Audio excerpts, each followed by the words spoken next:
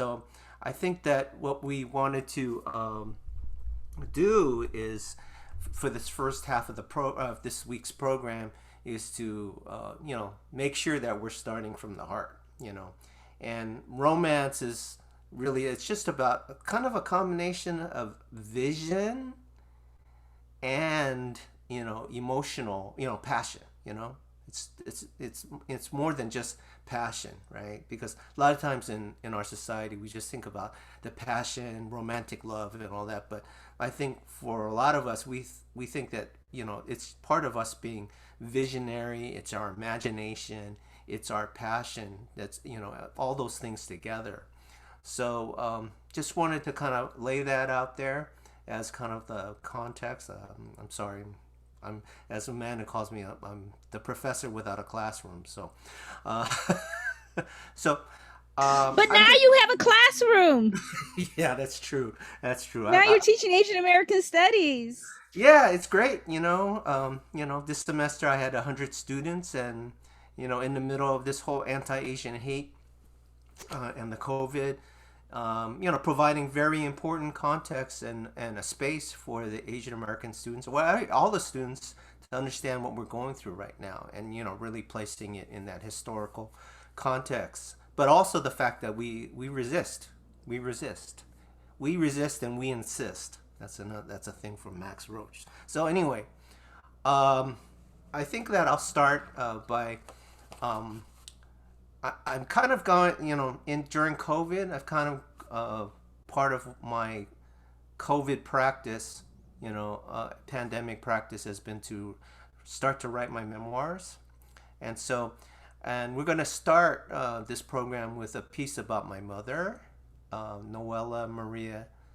L.H. Han Wong, and so I'm going to um, read a little bit from of the number one in my memoir. Now, the book itself is kind of out of print right now, but you can there'll be a link in the chat of a exhibition that has this piece in it. Okay. Um, okay. One of my favorite objects that my parents had as I was growing up was their steamer trunks from the trek from Hong Kong to the United States in 1956. I remember being so happy when I got to use one of them to pack my stuff when I moved to Stanford to go to college in the fall of 1975. In any case, one of the main things that fascinated me, in addition to the distinct smell, a combination of mothballs and old clothes that had been in them, was that my mom's name was stenciled on the trunks, Noella Maria L.A. Chan. I grew up hearing my mom had a French accent. She spoke English with a French accent. I grew up hearing my mom's French accent and had heard many stories of her time between 1927 and 1939 on the island of Mauritius in a francophone African setting. Although by then Mauritius was a British colony. It was and is a quite complicated story, which began with my great grandfather Chan Alai immigrating there in the 1870s and eventually meeting my great grandmother, who was of mixed Chinese and Creole ancestry. And that in the process, my great grandfather changed his name to Allaye, Allaye, to blend in with the French setting. Um, and this is the setup for the piece about Year of the Monkey. One summer between my undergraduate years, I was 19 perhaps, I was playing some of my vinyl LPs in my room, probably very loudly. I was listening to some rather revolutionary music by a group called Juju. The album was called A Message from Mozambique. You can still get that record, which included Babatunde Lay, who I got to play with once later in the Bay Area. Some folks might remember that this was the period when Mozambique was referred to as one of the frontline states against apartheid South Africa. So my mom interrupts and says, "Where did you get this music?" "This is the music that people played in the public square where I lived." From there, another level of the family story came out as my mom gave me a sense of her being in an African experience as a Chinese family in a black African setting. So my mom told me lots of stories about the food, breadfruit, and for example, and also that she had these, the wildlife, so she used to take rides on a tortoise as a kid, and then also she had a pet monkey named Munyuk, and so I wrote this piece to kind of conjure up some of that for me, the memory of that kind of feeling. So let's go with it.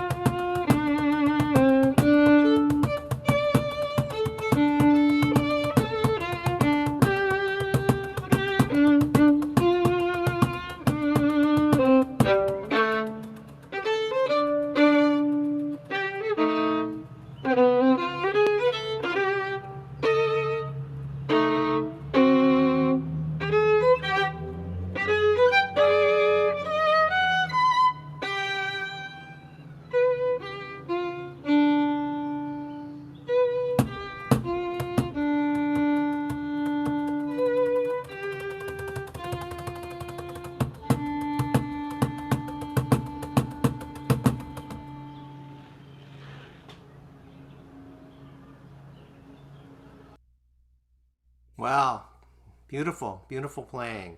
Thank you, Michael and Matt. Um, yeah, it's like I just feel so blessed to have met Michael because Actually, I started out my musical life trying to learn how to play the violin, and even though I didn't become a great violinist like Michael, but I did learn something about great things that violinists do, and great things that violin music can be. And so I just thought I'd read a paragraph about my violin teacher from my and so here it is. So my violin teacher's name was Minnie Ruth Clipfell, and I'll just read this little passage. I have always felt a debt to my teacher's generosity in teaching us and introducing the world of music to me. It was much more than the weekly lesson and the occasional recital. I think, Michael, you know about that, right? And so, in so many ways, Mrs. Clipfell remains to me a paragon of the community organizer that musicians can exemplify. As such, our musical education had a purpose beyond our individual cultural enrichment.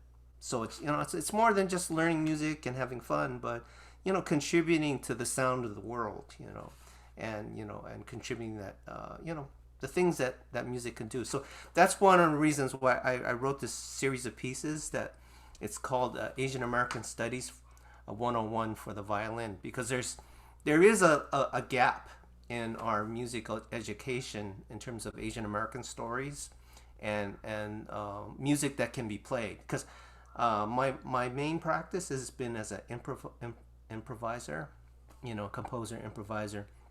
But I've just been thinking more about in terms of what can I leave behind. And so these pieces are a little bit of my musical language that's notated so that students can come along. Particularly, I know there's a lot of Asian Americans playing violin to kind of get some access to it, So that I'm very grateful that Michael's been really willing to, share, play that music, because the music has to be played. Francis, I'm so grateful to you and Minnie Ruth that you have been able to put these into written out, like have them all notated, because there's so many different aspects of how students can benefit from them and how performers can benefit. The voice is so different depending on who's going to be learning what and how to sort through them. They're really great works. So thank you. I'm so glad that you have that violin influence in your life. Yeah. So this is kind of a way for me to kind of full circle, and Right. delve into that. I want to mention that there will be a Q&A afterwards, so everyone feel free to put in the Q&A portion of the Zoom. If you have any questions, we'll address them after the program. So Yeah. And if you have anything to put in the chat, put it in the chat too. Any appreciations can go in the chat. And so don't hold.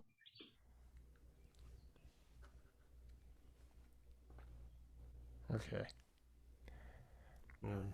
I think we can move on to Okay. yeah. Great. So the next two pieces are going to be done to in segue. So I'm just going to read a little bit. They're kind of more related to my father's story, So yeah. So my mother passed away, more than 20 years ago, but my dad's still with me, and this is us the other day, uh, you know, uh, with our kind of contemporary style here. And so my dad turned 100 this year, so it's quite a milestone. So, okay, even though I have a Catholic upbringing, I've had some defining experiences with Chinese memorial culture over the years, some through my dad and some through my connection to community. Some of these experiences came to mind for me when watching the recent film The Farewell, in which a quite memorable scene takes place in a cemetery. This film had a significant impact with Chinese American audiences, many of whom take my classes in Asian American Studies at San Francisco State. According to my dad, his grandfather actually ran a stand next to the temple where he sold joss paper and incense. It's kind of parts of the ritual that people have in the cemetery, however, or in the temple. However, this was only part of a story about how the family came to have a place in Wuxi, which he thinks of as his hometown. It's just a little ways past Shanghai. Apparently, the money his grandfather made from this business allowed him to buy a piece of land where they grew rice and made a kind of rice whiskey. A notable fact from my dad's recollection was that theirs was one of 18 houses in this area, all doing the same enterprise. And that every one of these families had Wong as their surname. So there was 18 Wong families, you know. My dad and I would return to this theme in our dialogues over the years, including during our trip to China in 2001. It was the first time my dad visited the country since leaving as a refugee on the eve of the fall of the KMT government in 1949. Part of the purpose of the trip was to find where his parents were laid to rest. After arriving in Shanghai, we reconnected with his nephew, who agreed to take us to the site in Suzhou. So I think you're gonna see the grave in the thing. But so these next two pieces are really about that trip in 2001, and him revisiting the places of his youth, and there's two parts to it, which is there's the older black and white photos from my father's collection, and then there's some contemporary photos that goes with the clarinet piece. Really thankful for both Michael and for Rick for playing this music, and of course Matt.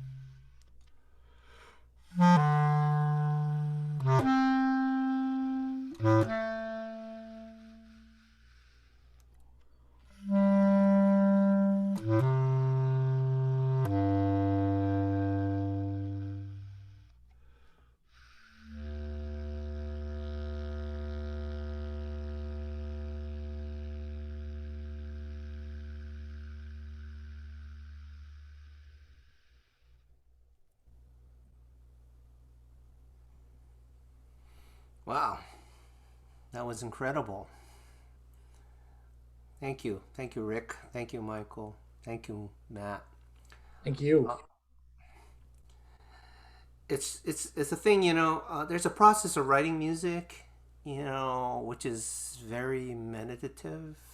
But then there's also when you find out when people play the music, then there's a whole nother kind of meditation that goes on, you know. And so I'm just very appreciative, and that hopefully this others, you know, who will play this music can be in, you know, in their own spaces around it. Yeah, you know. So thank you. I think in that, you know, I think in this kind of a segue, segueing to Ondoku-san, right? Yes, you know, I wanted to add something Sure. about at least and I'd be very curious. Don't want to open up too much conversation now, but I'd be really curious what Rick felt, obviously within that piece, because it's something really so much from your history, your heritage, Francis, Mm-hmm. and Rick, you did such a fantastic. Well, from what my opinion, it was incredibly moving, and how you kind of translated it. Thank you. Thank you Yeah. so much. It means a lot. Um, I uh I got the piece. You sent me the piece when you asked me to be on the concert and everything. And I looked at it and I saw that it was titled Reflections, but also um Tianjin Portraits. Did I say that right? Sure. Is that okay? So I looked up the city that it was written about and everything and wanted to make sure that I was capturing some bit of the city's history in um, what I was doing.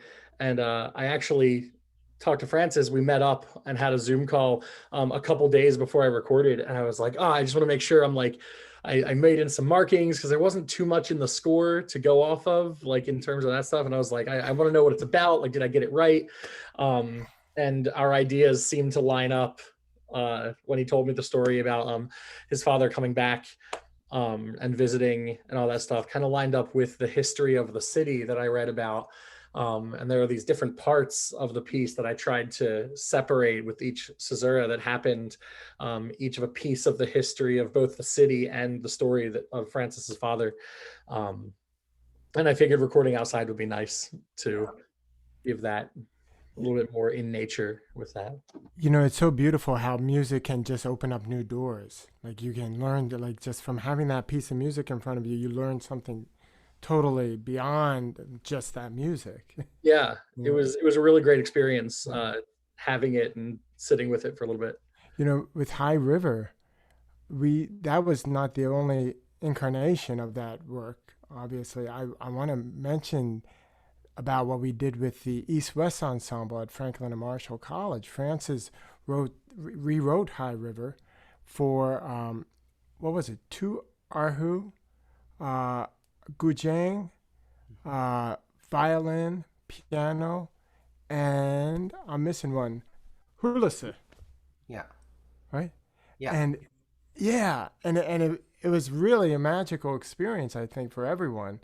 To have the guzheng player to have it tuned differently for her, and to have the Erhu experiencing it, and having it's the East meets West ensemble that I coach, and it just gives so many different opportunities. What music can do, what's your music, especially Francis, because it's so open-ended. Thank you for being open-ended. Yeah, I'm not. Well, that's the interesting thing. I mean, me as in terms of my main practice is as an improviser, and then composing works for improvisation.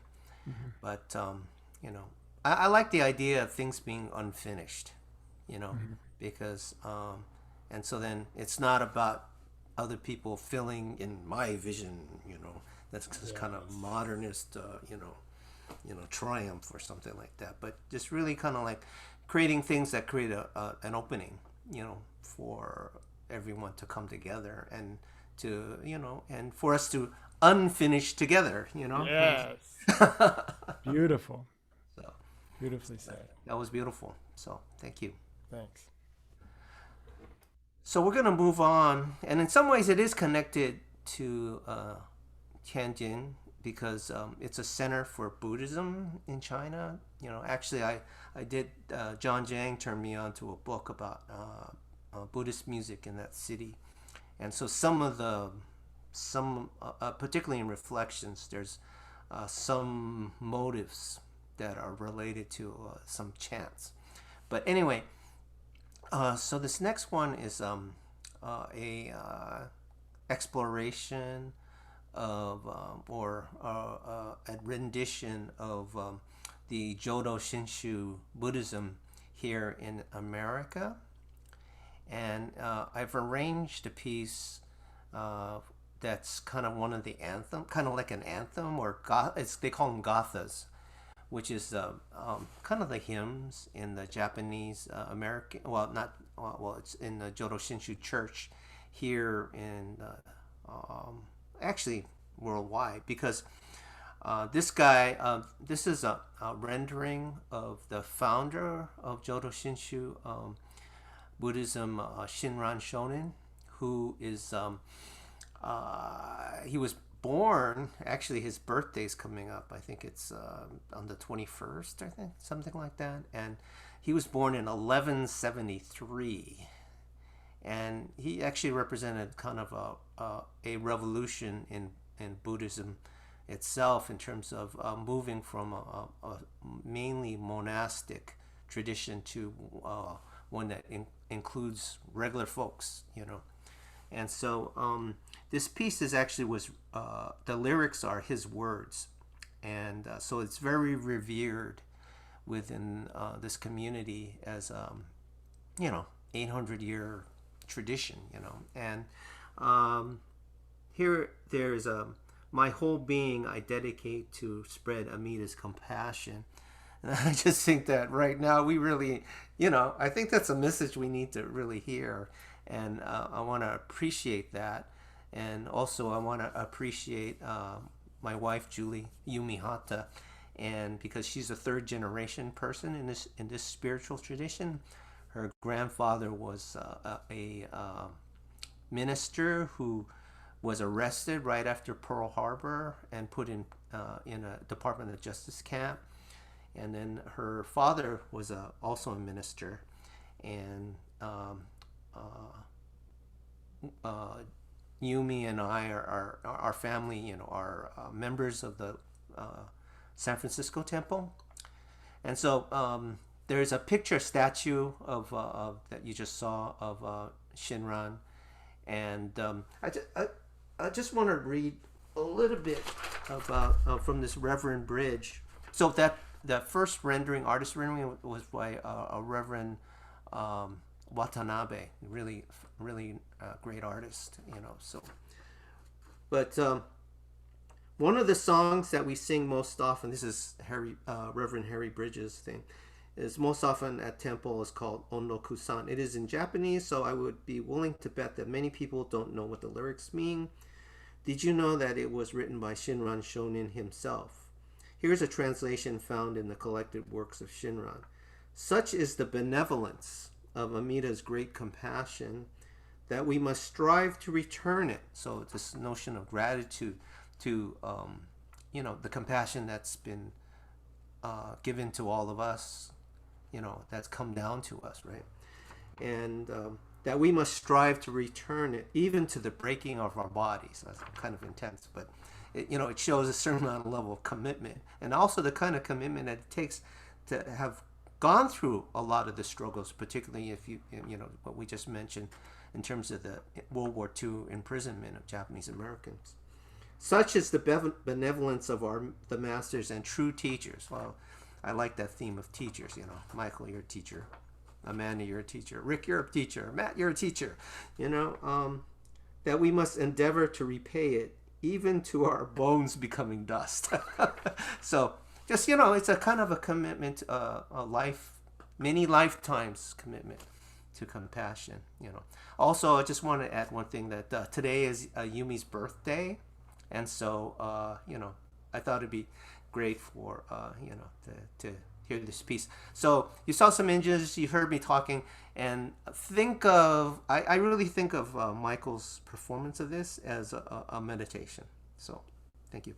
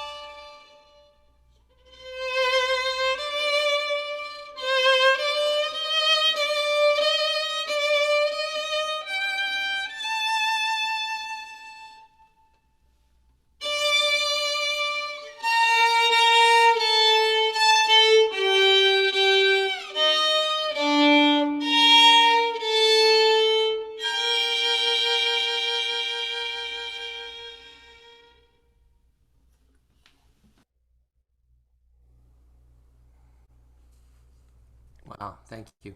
Thank you very much. Happy birthday, Yumi.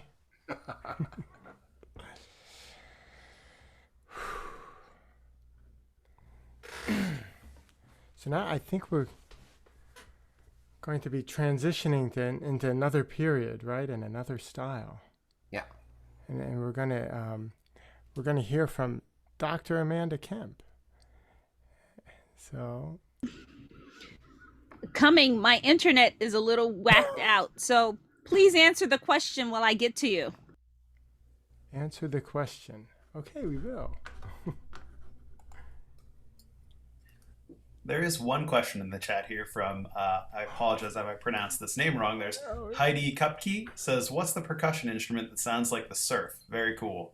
Oh, Matt was really excited to bring that over to. He said it's something that he got. I don't.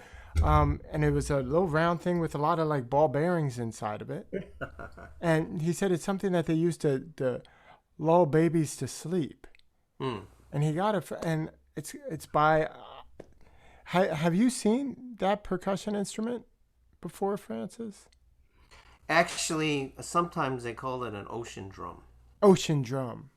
Because Avacha, the poet and musician that John and I play with here in San Francisco, she uses that in some of her work. And it actually, in addition to that, I think we had a lot of the wind noise from the microphone chiming in, so it kind of really felt like we were along the riverbanks. Yeah. Yeah. Yeah. Well, it's really nice that somehow I think in some ways it's like we're coming out, going outdoors, and all Exactly. that. Well, it's part of what Zoom has done. We Yeah. started these recordings outdoors. Now many of us can actually do them indoors. Yeah. But it's fun, But I didn't realize how loud my potential. neighborhood can be. Yeah. It's like that potential of being outdoors and making our sound part of the sound of the world. Yeah. Right. And speaking of potential, that's how I first met Francis. He was part of a jazz ensemble called Potential, and it was all Stanford alumni. And Did you plan that segue? oh my God! Oh no! Oh, did I plan? I thought you were gonna say, did I play in the band? I was like, I wish. No. But as a matter of fact, I just want to give a shout out to all the Racial Justice from the Heart folks who are here. Yeah. Thanks for showing up today. And so, am I introducing Migração? Migração. Okay, great. So one of the things that I said when I invited folks from my community to come today is that one of the things that's always struck me about you, Francis. Well, first of all, I met you when I was 19, and when I met you, I had never met an Asian American composer before. And the piece that just broke me open was Prayer for Melvin Truss. Mm-hmm. And it was a time in my life when I really started to see that people who weren't Black could really care about Black people. And this whole narrow definition of self-interest. Right. That, I didn't have to buy into it. You don't buy into it. And that piece, and we'll talk more about your revolutionary activities, I guess, in part 2. But that piece, it was so beautiful. It just spoke to me on a very deep level, and I think it calls us to kind of compassion for each other.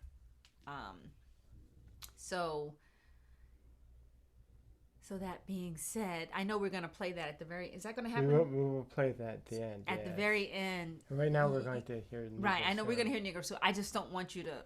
don't miss the outro. Yeah, right. Because that... Around! Yes, hang in there. Hang in there. That is...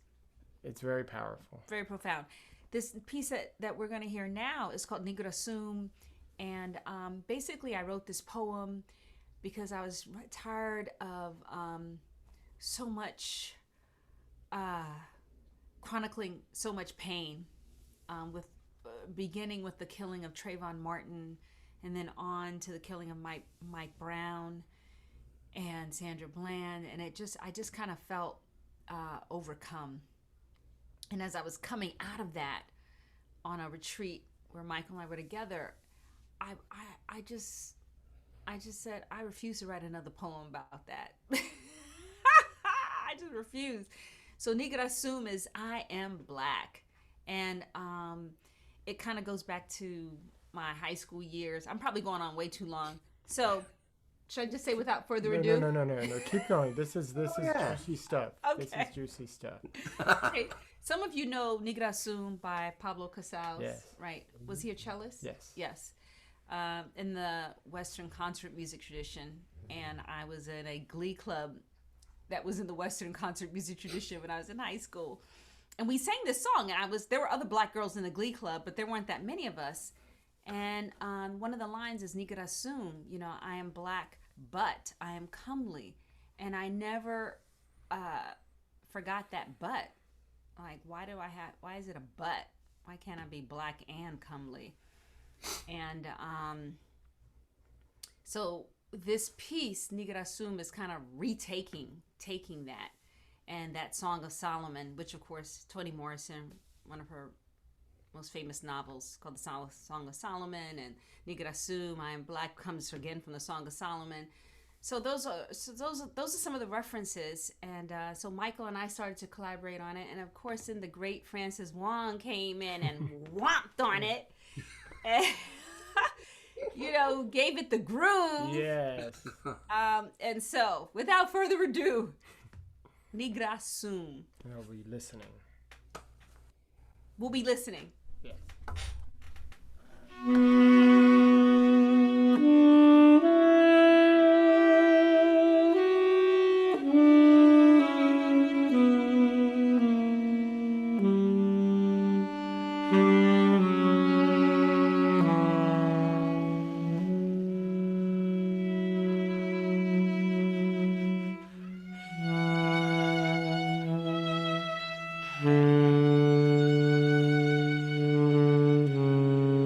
Nigra Sum.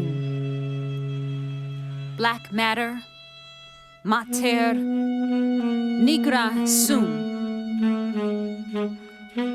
Nigra Sum. Black and lovely, black and lovely. Solomon wanted this. Hannibal wanted this. Nigra Sum. When we ride through the desert wondering what shall we say, Nigra Sum. Mildred Loving wrote to Bobby Kay, Nigra Sum. Ain't I a woman? Ain't I American? No. Citizenship is birth. American is a state of mind. Us mind, not them mind. White mind. I don't want to write another poem called #Stop Killing Us. #Black Girl Crazy. Nigra Sum. Black and lovely. Nigra Sum. I care. I can be here now. Nigra Sum. The sum of it all in these veins, in this DNA, in this glance, in this poem, song, dance, smile, Nigra Sum. I am black and lovely, so lovely.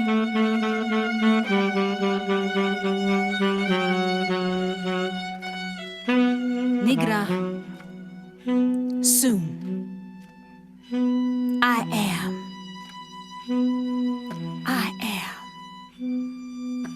black.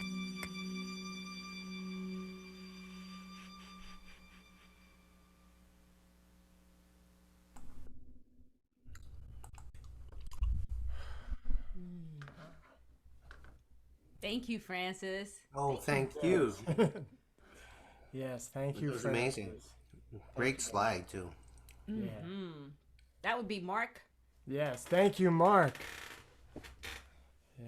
Okay. Okay, so I think Going to the this Q&A. has been a juicy session. Woo! And we have next week too, Yeah. a revolution. And but let's go into the Q&A. And before we do our outro of Melvin Truss, prayer for So- Melvin Truss.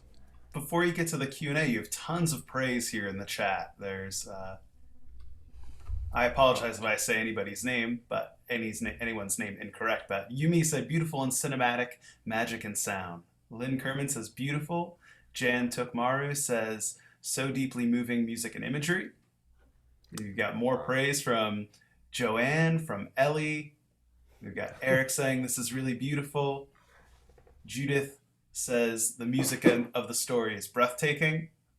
Got lots of people saying thank you to all of you. Lots of birthday wishes for Yumi. We have Jamie saying just breathtaking. And then Yumi said thank you for all the birthday wishes. Lots of praise here for all of the pieces and all of our panelists. Amazing percussion instrument, says Jan. Heidi says yes, it's like a rain stick but smoother. Yeah. Excellent performances, riveting narrative, says William Roper. Oh yeah. Mr. Roper. Roper. Jan says integrated with nature and violin. It's a nice comment. Absolutely moving interpretation of Ando Kusan. Thank you so much, says Yumi. Oh. Loving it. Thank you for sharing with us, says Jamie Ray. Oh, Jamie Ray. Wow, that's great. We also have lots of prayer for Melvin Truss, which you praise for that, which you'll hear that piece as our outro today. Another comment about the Negro Sum, the Pablo Casals version. Heidi Cupkey says that her women's choir sang a rendition of that one. Danita Green says, beautiful sound and energy. Music is energy. So healing. Thank you for sending energy to those working for racial hearing and social justice all over the country. Storytelleronamission.com. Oh, awesome. Yes. Very cool. Music truly connects us. The nature, the energy. Yeah, the violin and the nature. I always think of the nature with my violin, with the birds. I feel like I'm much more connected with the earth when I'm playing than when I'm just being. Can I ask a question for Yeah. Francis? Yes. Francis, I wanted to know, maybe nobody else cares, but I just wanted to know, what's the difference for you when you write for saxophone or when you're writing for a jazz ensemble versus the pieces that you sent to Michael? Yeah, that's like, a great question. what's different for you as a composer, or, Well, I mean, I follow the idea that the music's going to be played by somebody, Yeah. and that this is what's written is a vehicle for that person or those people, the people who are doing that. So it's very personal to the musicians that I'm working with. Oh. And so the violin pieces, like I mentioned before, is that there's a lot of young people like myself, Chinese Americans or Asian Americans, who study the violin and didn't necessarily get to play music by an Asian American. Yes. Just like you mentioned about Negro Sum, it's like, oh, why does it have to be that way? So maybe there's some insight. And so, I've worked on like I mentioned before, this idea of like, it's kind of like reading material for people who are, they can actually read something. Because everybody's always asking me, well, you have a reading list or a book or whatever like that? So these pieces are like a book or something for young musicians to read, and they can play through it, they can experience it, and then there's stories that are associated with that, so they can kind of get an idea of how I get to that place, in terms of writing these pieces. So that's how I look at it. Yeah. And a lot of times I'm working cross culturally too. So like when you guys came out to San Francisco to play at Fort Point, so we had someone playing the Chinese hammered dulcimer, and I had to write things in a way so that she would feel comfortable playing and improvising in the ensemble, as well as then incorporating Wesley Wellington, who sings the Okinawan songs. So part of it is recognize not this idealized idea of the ensemble, but the orchestra's people from different traditions and trying to find themselves in the music. Yeah. Yeah, finding themselves in the music. Music, Finding yeah. themselves, and that's what it is. Finding yourself in the music, through the music. Well, Thelonious Monk, he said, "Be yourself." Right. That was genius. Yeah. So it's like, okay. In some ways, that's kind of was the inspiration for some of us Asian American musicians to, we're not copying, we're being ourselves, and so it's kind of like that's where the work begins in some ways. Yeah. Got a little bit more praise here in the chat. I actually want to. I see some of the chat, Mark. So I want to. It seems like Maurice Eldridge, he mentioned something about the Negro Soon piece, and I have a little interesting story because all those pictures I submitted a whole bunch of pictures to maybe make a slideshow to Negro Soon, but we decided to take out a lot of them and just have that one picture that actually was created as one faded out and one came in. So it's a combination of the two pictures of the band in the back and then Amanda at the 125th Street subway station. And the hand, I noticed that too, because it's just a fluke how we paused the frame and then we decided, let's take a still of that and that'll just go through the whole thing. And that's actually my hand from the San Francisco step picture going through. And so you said, it said in Negro Sum there was a hand to be a white hand, my hand. Because I was curious about that myself. Coming out of the headband of the head of the black woman who happened to be Amanda on screen. Yeah. That's Asking so about the interesting. significance of the hand in the 125th Street picture. Well, I just want to say something about 125th Street. Yeah. Just in case people don't all know. So that's iconic in terms of that's Harlem. So I love that photo that Michael took. You took that photo I of me, did. right? Yeah. I took a lot of photos. He took a lot of photos. I get very tired of him. And that band that you saw merged in there. I don't know if Mark, our fantastic Zoom driver, could even bring the picture back, but that band, the reason why it's significant is because Francis invited us to perform for the Day of Remembrance Film Festival. And we take the Day of Remembrance, talking about the Day of Remembrance for the interning of people of Japanese descent in the United States. And Here it is. so the band that's in there is includes is Wesley in there? Yeah. Is that Wesley Yeah, up in the right corner? Yeah. So you'll see the whole I don't want to just say diversity, but I mean different heritages in that photo. Yeah. And the instruments that were played that day. That's also part of Francis's I don't know, would you call it style?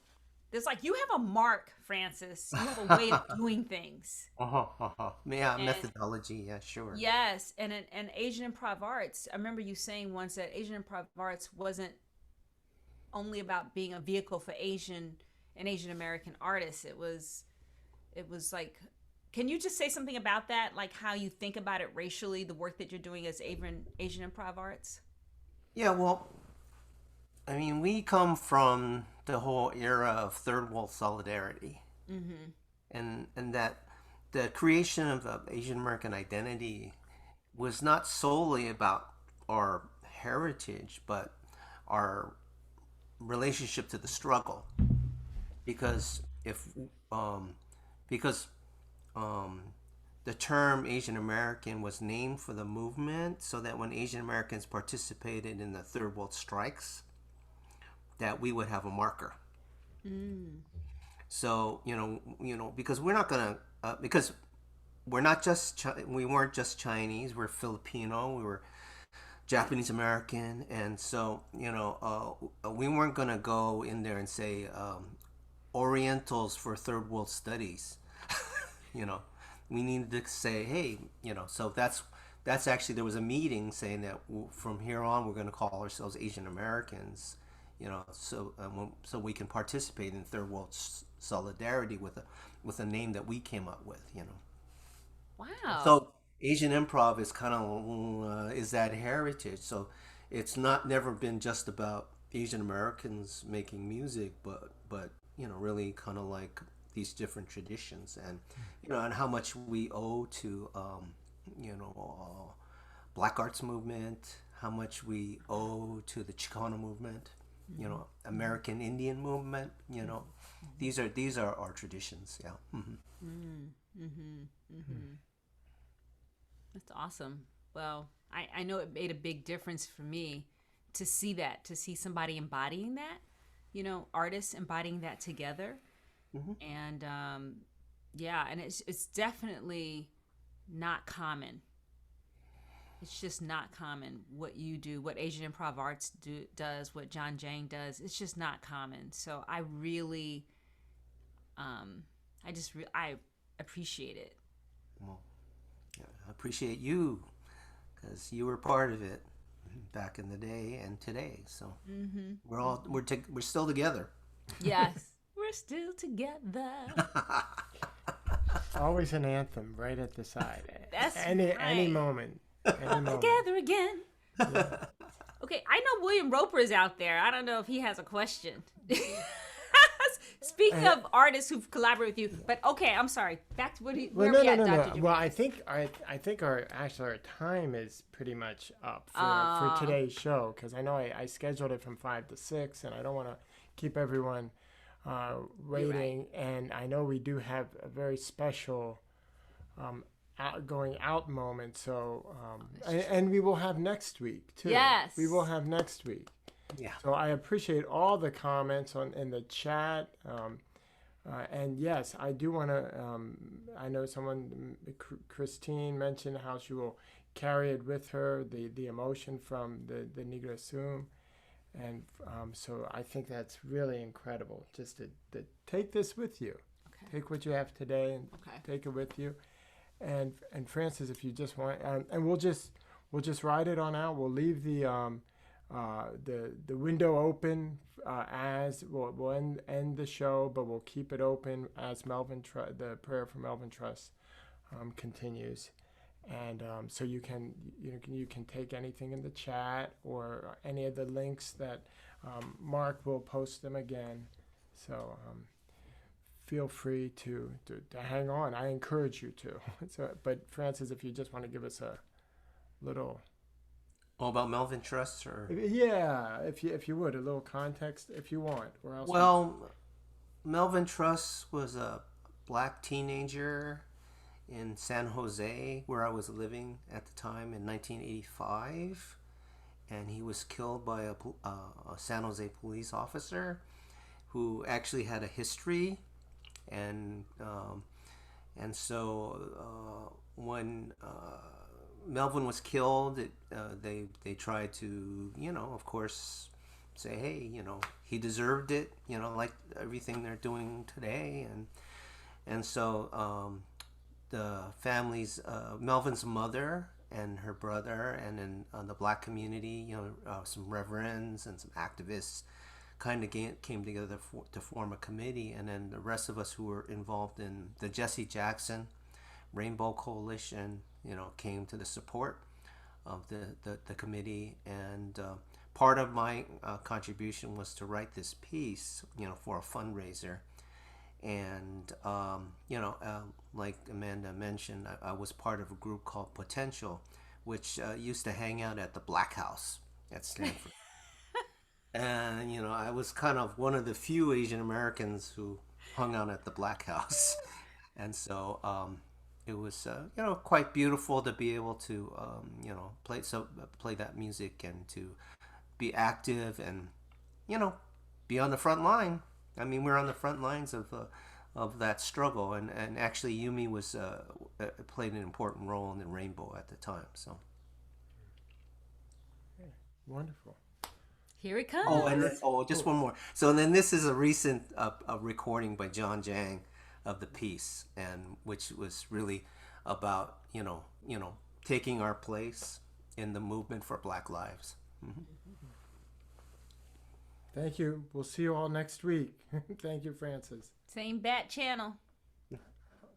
This is first. Over the years, we've had to play this piece many times, and so I think it's this music. It's just part of a tradition of resistance and a tradition of calling out, to